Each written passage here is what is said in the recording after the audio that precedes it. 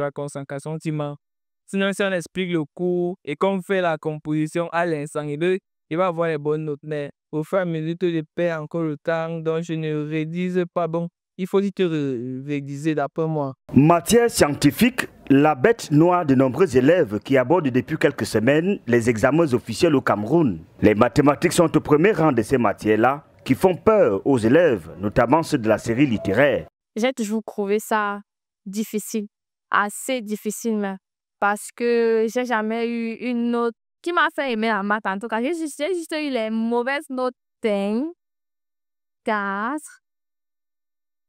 6, 2. Je ne trouve jamais en fait.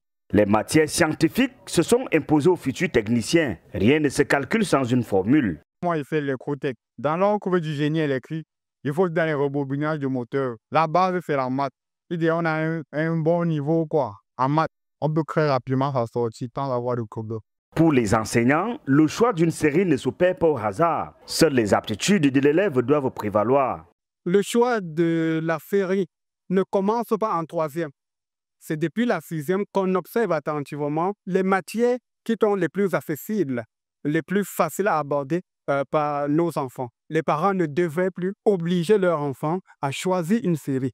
Et l'apport des enseignants chargés de l'orientation scolaire alors? Parfois, celui qui est chargé de l'orientation peut se tromper.